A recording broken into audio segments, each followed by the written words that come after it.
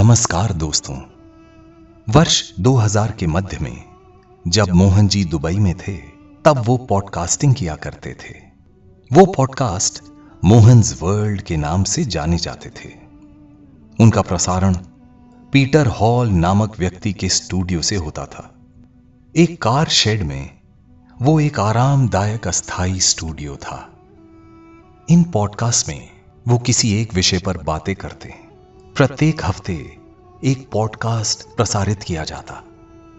विश्व के कई हिस्सों से अनेक श्रोता थे। लोग उनसे जुड़ते थे, बातें करते थे, संपर्क करते और उनके संपर्क में रहते थे। ये उस समय की बात है जब फेसबुक का अस्तित्व नहीं था और यूट्यूब की शुरुआत हुई ही थी। इसलिए पॉडकास्ट के माध्यम से संपर्क किया जाता एवं बहुत सारी बातचीत की जाती थी। जब उन्होंने पॉडकास्ट बंद कर दिया तो कई लोगों ने शिकायत की और ये इच्छा व्यक्त की कि पॉडकास्ट फिर से शुरू किए जाएं।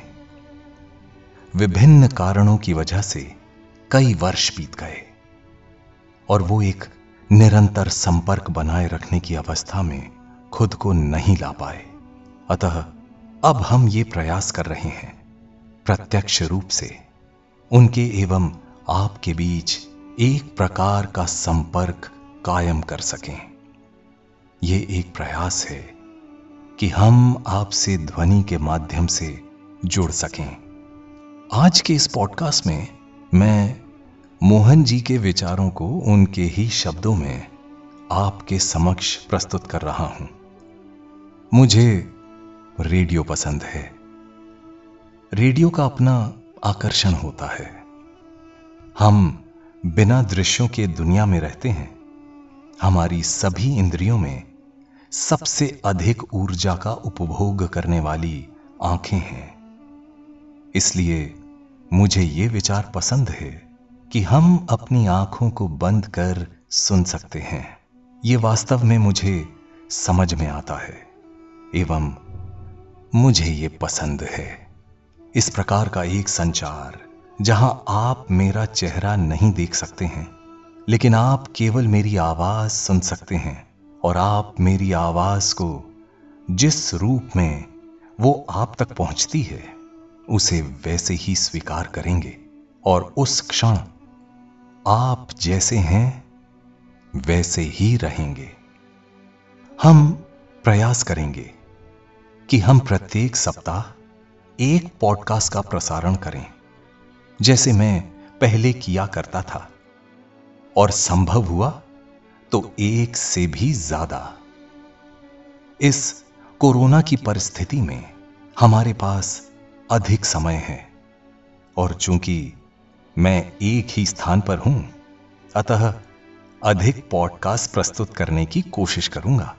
आशय यह है कि मैं आपसे बातचीत करूं और दूर से ही संपर्क में रहूं।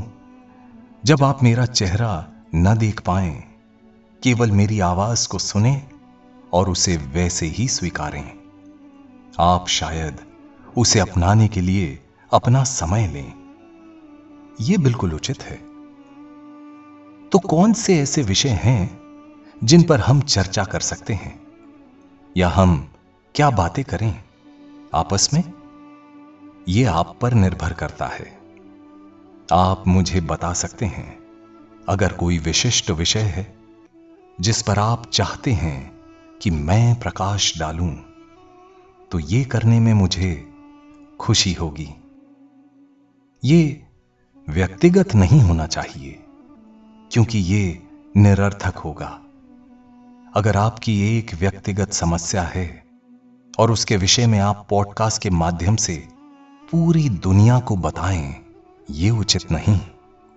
अतः हम उन विषयों पर चर्चा करें जिससे सभी लोग जुड़ सकें। ये बहुत महत्वपूर्ण है।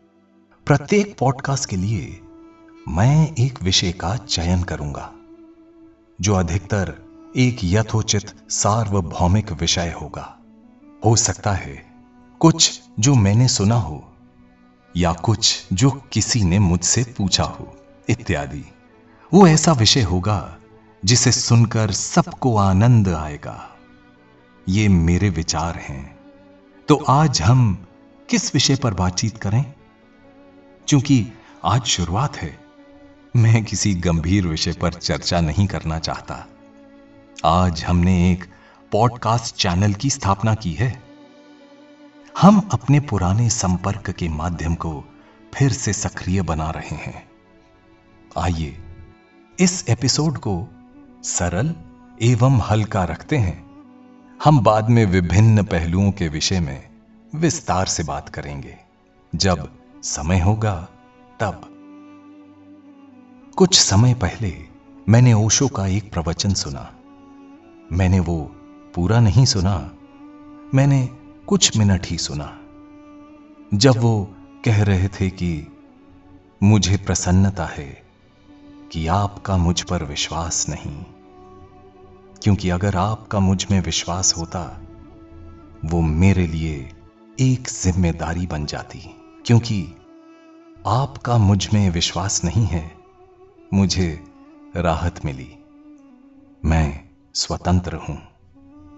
अगर आपने वास्तव में मुझ में विश्वास किया होता तो हो सकता है कि आप मुझसे प्रतिशोध भी लेते, क्योंकि आप अपेक्षाओं के साथ आते। अगर आप अपेक्षाओं के साथ आते और उन अपेक्षाओं की पूर्ति नहीं होती, तब आप क्रोधित हो जाते, परेशान एवं दुखी हो जाते। और इसी कारण हो सकता है कि आप मुझसे प्रतिशोध लेते। अतः मुझे इस बात से राहत मिली कि मुझे आपके प्रतिशोध का सामना नहीं करना पड़ा। ये विडंबना है, एक तरह से संदेहपूर्ण बयान है, या कह सकते हैं व्यंग्यपूर्ण है। परंतु अगर हम गहराई से सोचें और इस वास्तविक गहराई पर विचार करें, तो क्या ये सच नहीं? हम सदा एक अपेक्षा के साथ किसी से भी जुड़ते हैं। हमारे सारे रिश्तों में एक अंतर्निहित अपेक्षा होती है। क्या हमने उस विषय पर विचार किया? और उस एक अपेक्षा का क्या होता है? अगर उनकी पूर्ति होती है तब आप प्रसन्न हो जाते हो और अन्य अपेक्षाएं आपके भीतर उत्पन्न होती हैं। अगर इन अपेक्षाओं की पूर्ति नहीं होती है तब निराशा का एहसास होता है। वो आपको प्रतिशोध की सीमा तक ढकेल देती है। क्या वो व्यक्ति इसके लिए जिम्मेदार है? बिल्कुल भी नहीं। ये तो हम हैं जो अपेक्षाओं के साथ उनसे जुड़ते हैं, जो हमारी वास्तविकता के लिए जिम्मेदार है। अतः प्रत्येक बार हमारी वास्तविकता इससे नियंत्रित है कि हम कैसे हैं और हम क्या हैं। ये समझना अत्यंत महत्वपूर्ण है। इन बातों के साथ मैं आज आपको छोड़ता हूं। ये विचारों के लिए एक प्रेरणा है। प्रत्येक बार मैं आपको विचारों के लिए एक प्रेरणा प्रदान करूंगा ताकि आप उसके विषय में सोचें। एक व्यक्ति जो मनन कर सकता है वो मानव है। मानव होने का अर्थ है कि हम में मनन करने की क्षमता है, हम में ध्यान करने की क्षमता है। ये मानव है। तो आइए मनन करें, विश्लेषण करें, हम ये समझें और अपनाएं। मैं आपके साथ हूं एवं आपसे मैं फिर बातें करूंगा।